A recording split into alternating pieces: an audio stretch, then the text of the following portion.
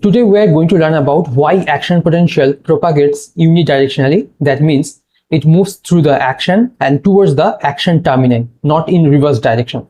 And without diminution means when action potential moves through the action, the amplitude, that means the peak value of action potential, remain constant all along the length of the actions.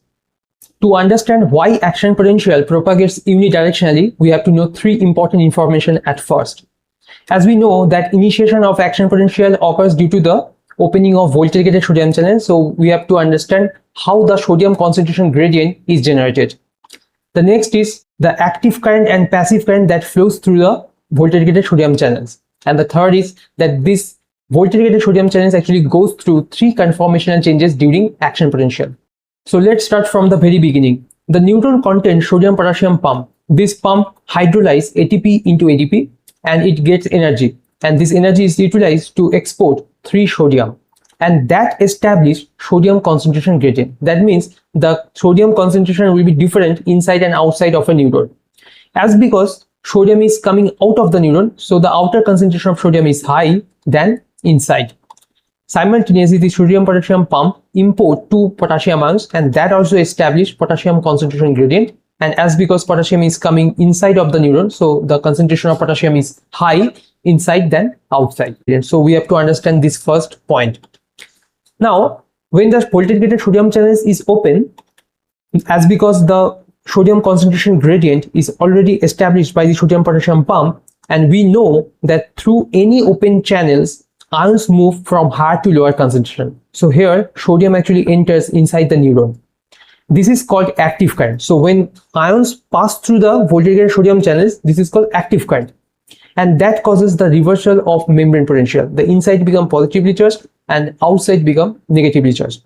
Now the excess positive charge or positive ions that present inside, that means cytosolic part of the neuron, and the excess negative charge that present in the outside actually moves in both directions. This is not due to diffusion, but it is called shuttling of charge, and this is also known as passive current. So through voltage gated sodium channels, active current and passive current actually moves. Now let me very quickly explain the 3 conformational change that occurs during the action potential. At first, the neurons remains at resting potential, that means at minus 70 millivolt. The red is the voltage gated sodium channel and green is the voltage gated potassium channels. These 2 channels remain close in conformation. Now, if the neuron is stimulated, depolarization occurs. The minus 50 is the threshold potential. When the membrane potential meet or exceed the threshold potential, a full firing occurs. Within this range of the membrane potential, all the voltage gated sodium channels opens, but at that time the voltage gated potassium channels remain closed. Now through the open voltage sodium channels, the sodium actually enters. Now within 0.5 to 1 millisecond, very quickly, this channel actually converted into inactivated state. Through the inactivated channel, no sodium ions could pass, and the inactivated sodium channel could not change in conformation to closed state unless the resting potential is re-established. And here comes the rescuer, the voltage gated potassium channels. Within the range of plus 20 and remains up to greater than minus 70 millivolt, this channel remains open. And when potassium actually moves out of the neuron, then repolarization occurs and resting potential is re-established. Then the voltage gated sodium channels actually become closed again so that it can be open another time. During this action potential, the voltage gated sodium channels goes through closed state to open state and inactivated state. So this 3 information is very important to understand why action potential propagates in unidirection. Now let's understand how action potential propagates unidirectionally. Suppose this is the action hillock. Here in physiologic condition, the action potential actually initiates, and this is the action terminal. Now for our understanding, I have divided this action into 3 segments. Now at resting potential, that means at minus 70 millivolt, the inside is negatively charged and outside is positively charged. And all the voltage gated sodium channels present in this 3 segments remain closed in state. Now for simplification, I have only taken one example of voltage gated sodium channels, but remember in each segment many voltage gated sodium channels are present. Now here neuron is stimulated at action hillock, so depolarization begins, and within the range of minus 50 to 0 millivolt, all the voltage gated sodium channels present in the first segment actually become open, and through the open channel sodium enters. As we know that due to the sodium concentration gradient, sodium enters inside the neuron, and that is called active current. But at that time, the 2 segments all the voltage sodium channels present remain close in conformation, because here resting potential is present. Now quickly, within 0.5 to 1 millisecond, the peak of the depolarization is achieved from 0 to plus 40 millivolt, and at that potential, membrane potential, all the voltage gated channel present in the first segment becomes inactivated. But already the reversal of membrane potential is generated, and one thing occurs, that is the passive current. I have already mentioned the shuttling of charge occur, passive current flows. Now because this is the initiation site, that means action hillock, so the passive current that flows in this direction has no utility.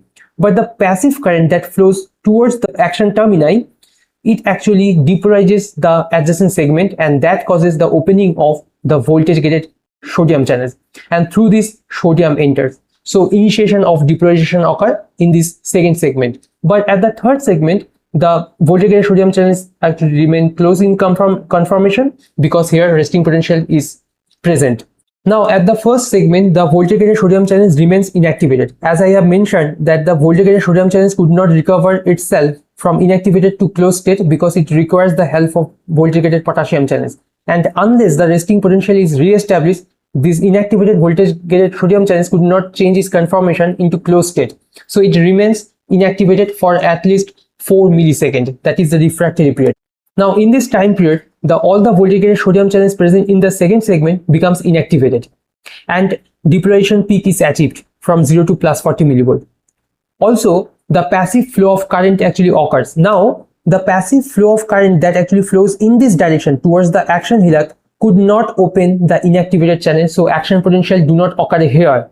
But the passive current that flows towards the action termini, that means in this direction, actually helps in the opening of the voltage gated sodium channels present in the third segment, and that causes the initiation of depolarization and causes the opening of the channel, so that sodium actually enters. So that's why, due to this three conformation of the voltage gated sodium channel, the closed conformation, open conformation, and specifically the inactivated conformation, the action potential always move through the actions from action hillock towards the action terminal.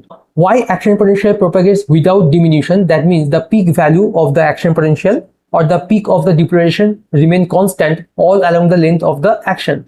To understand it, we have to know that through the open voltage gated sodium channels, sodium enters, and that causes the reversal of membrane potential. Now one important factor is called electrochemical gradient. It is also called ion motive force. This electrochemical gradient determines the movement of sodium ions. It has two components. The electrical part is called voltage gradient, and the chemical part is called the ion concentration gradient. Now let's understand how this voltage gradient actually determines the movement of sodium ion. See, when sodium ions enter inside the neuron, the inside become positively charged. And as because sodium is also positively charged, so that actually prevents the further movement of sodium inside of the neuron. Now ion concentration gradient for sodium ions actually helps in the movement of sodium ions inside the neuron, because outside is higher concentration and inside is lower concentration. So basically this voltage gradient and ion concentration gradient are two opposing forces. Now at particular membrane potential, which is called sodium equilibrium potential, when these two forces just balance each other or equilibrates, so that there is no net movement of sodium occurs. If you put this value 145 millimolar and 5 to 15 millimolar into an equation called Nernst equation, you will get a value approximate plus 40 to plus 50 millivolt, and that is the peak of the depolarization. So when the voltage gated sodium channel is open, within 0.5 to 1 millisecond, this peak value is reached or achieved. That's why when action potential actually propagates from one segment to another segment, quickly the peak of depolarization or the amplitude of the action potential is established. So that's why when action potential propagates through the actions, the membrane potential, that means the peak of the depolarization or the amplitude of action potential, remain constant, that means without diminutions. Hope this video will help you. If you have any doubt about this topic, you can write me in the comment section. Thank you for watching, and always keep learning.